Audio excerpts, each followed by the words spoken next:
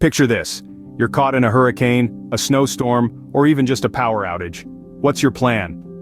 Welcome to the world of prepping, where the unexpected is expected and the unexpected is prepared for.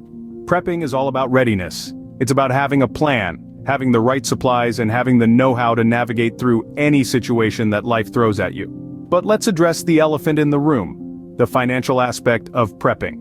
A common misconception about prepping is that it's an expensive endeavor, that it's a hobby reserved for those with deep pockets. But that's not necessarily true. Sure, there are elements of prepping that can be costly, but it's not a universal rule. Prepping is about being resourceful, not about spending money you don't have. Think of it this way. Prepping is a form of insurance. You're investing in your future safety and security. But unlike traditional insurance, where you pay a premium and hope you never have to use it, prepping is an investment you can benefit from daily. It's about building skills, fostering self-reliance, and having peace of mind knowing you're prepared for whatever comes your way. Now let's talk about the two main approaches to prepping: do-it-yourself and pre-made kits. Both have their pros and cons, and neither is inherently better than the other. It all comes down to your personal circumstances, your budget, and your comfort level. DIY prepping allows for customization, is potentially cheaper, and promotes skill development. But it also requires time, research, and might lack specific features. On the other hand, pre-made kits offer convenience, are well curated, and often disaster-specific. However, they might not be customizable and could potentially be more expensive per item.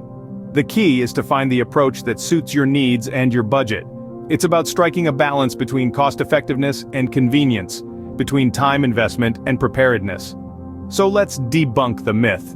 Prepping does not have to break your bank. Now let's talk about DIY prepping. Yes, a do-it-yourself approach. When it comes to prepping, each journey is as unique as the individual embarking on it. And for some, this journey starts with two hands and a will to create. DIY prepping, as you might guess, involves building your own survival kits from scratch. It's a path that many have walked, but it's not without its pros and cons. Let's start with the good stuff. One of the greatest advantages of DIY prepping is customization. You have the freedom to curate your kit based on your personal needs, your environment, and potential threats you might face.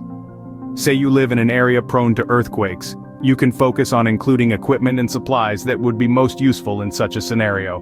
Now, what about pre-made kits? Are they worth the price tag? As we delve into the realm of pre-made kits, the first thing that likely pops into mind is convenience. And rightly so. These kits are designed with a ready-to-go mindset, pre-packaged with everything you might need in a specific emergency situation.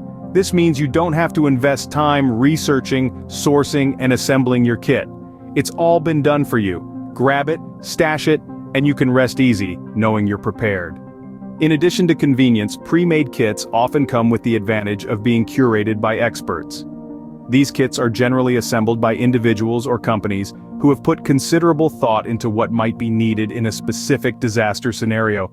This could range from a basic first aid kit to a full-blown survival kit for a natural disaster. The contents are well curated, often disaster-specific, and designed to cover all bases. However, it's not all sunshine and roses with pre-made kits. While they do offer convenience and well-curated contents, there are some potential downsides to consider. First and foremost is the cost. Often you'll find that pre-made kits can be more expensive than if you were to assemble the same components individually. This is because you're not just paying for the items themselves, but also for the convenience, the research, and the assembly that's gone into creating the kit. Another potential downside is the lack of customization.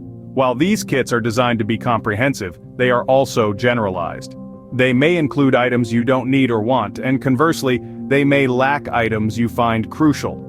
You don't have the same level of control over what goes into a pre-made kit as you do with a DIY approach. This could lead to redundancies or gaps in your preparedness plan. Furthermore, there's the risk of complacency. When you buy a pre-made kit, it's easy to adopt a set-it-and-forget-it mentality. But remember, preparedness is not a one-and-done deal. It requires ongoing assessment and adjustment as your needs and circumstances change. So, are pre-made kits the villain of budget prepping? Absolutely not. They have their place, especially for those just starting on their preparedness journey, or those who value convenience and time saving above all else. But they do come with a price tag that reflects these benefits. In the end, whether you opt for a pre-made kit or go the DIY route, it's all about finding what works best for you, your budget, and your unique needs. Pre-made kits. They offer convenience but with a price. It's crucial to assess what you're getting. So you're leaning towards DIY prepping. Where do you start? First off, start with a list. Identify your needs based on your environment, potential threats, and your family's specific requirements. This list will serve as your blueprint in building your own kit. It may seem daunting at first, but trust me, it's a fun and rewarding process. Now let's talk about cost-effective alternatives. You don't always need the most expensive gear to survive. For instance, instead of buying a high-end water filter, consider learning about and investing in purification tablets or boiling equipment. They're much cheaper and can be equally effective. For food supplies, consider dehydrating your own fruits and vegetables or canning meats. Not only can this be more economical, but it also allows you to control the quality and variety of your food stash. Plus, these are valuable skills that you can use beyond prepping. Resources are key in DIY prepping. Use the internet to your advantage. There's a wealth of free information out there. Survivalist forums, prepping blogs, and even YouTube channels can provide you with valuable tips and tutorials. You can learn everything from knot tying to building a makeshift shelter. When it comes to medical supplies, you might be tempted to just buy a pre-made first aid kit. But consider this, those kits often include items you may not need, while lacking others that you do.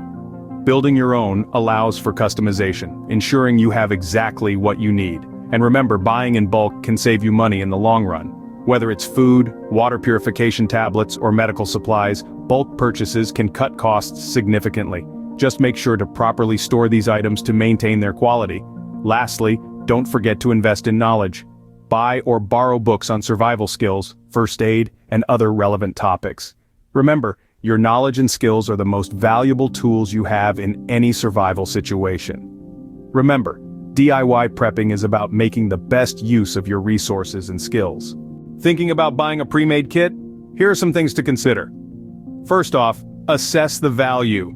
Are you really getting your money's worth? Look at the price tag and then the contents of the kit. Try to calculate the cost of the individual items if you were to buy them separately. Sometimes you might find that the cost of the kit is significantly more than the total cost of its components. Secondly, consider the quality of the items in the kit. Not all kits are created equal. Some companies might skimp on quality to cut costs. Check the brands of the items included. Are they reputable? Are there reviews available? Remember, these are items you're potentially relying on in an emergency situation. Quality should be a priority. Next, contemplate the relevancy of the items in the kit. Does it contain everything you need? Are there items you don't need? If you're prepping for a specific disaster, a general survival kit might not cut it. For instance, if you live in an earthquake-prone area, you might need specific items that a basic survival kit doesn't include. Also consider the shelf life of the items. This is particularly important for food and medical supplies. Make sure to check the expiration dates of these items. You don't want to invest in a kit only to find that half of it is expired when you need it. Finally, think about the portability of the kit. In an emergency, you might need to move quickly. A bulky, heavy kit might not be practical. Look for kits that are compact and easy to carry. In conclusion, when buying pre-made kits, don't just look at the price and the number of items included. Take into account the quality, relevancy, shelf life, and portability as well. Do your research and read reviews. When buying pre-made kits, make sure you're getting value for your money. DIY or pre-made kits, it's not an either-or situation. You see, finding balance is key in the world of prepping. You might be thinking, how can I mix and match these two approaches? Well, it's quite simple. Think of it as cooking a meal. Sometimes you want to make everything from scratch. Other times, you might prefer to use a pre-made sauce or seasoning. The same principle applies to prepping. Let's say you have the time and resources to make your own first aid kit. You've spent time researching, you've learned how to use each item, and you've customized it to fit your needs. That's great, but maybe you don't have the same resources to prepare a full-blown survival kit. That's where a pre-made kit could come in handy. It saves time, and it's already stocked with a wide range of essentials. But remember, not all pre-made kits are created equal. Some are more comprehensive than others. Some might not contain items that are essential for your specific needs or your environment. So even when you buy pre-made, always make sure to review the contents and add any additional items you might need. So, how do you strike a balance? Start by assessing your needs, your budget, and your time. If you're tight on time, a pre-made kit might be more suitable, but If you're on a tight budget, going the DIY route could save you some money. But don't feel pressured to choose one over the other. The beauty of prepping is that it's flexible. You can start with a pre-made kit and then customize it over time. Or you can start with a DIY kit and supplement it with pre-made components. It's also worth noting that there's a certain satisfaction that comes from building your own kit. It's a learning experience. You gain knowledge and skills that you wouldn't get from simply buying a pre-made kit. But at the same time, pre-made kits can provide a sense of security. You know that a professional has put thought into curating the contents. In the end, it's all about finding what works best for you. There's no one-size-fits-all solution. Your approach to prepping should be as unique as you are. And remember, the goal isn't to spend a fortune, it's to be prepared. So, whether you choose DIY, pre-made, or a mix of both, remember that prepping is an investment in your future. It's about ensuring you and your loved ones have what you need when you need it most. Prepping doesn't have to be a burden on your wallet. It's about finding what works for you, fitting it into your budget, and being prepared. Please like and subscribe for more prepping tips. Thanks so much for watching.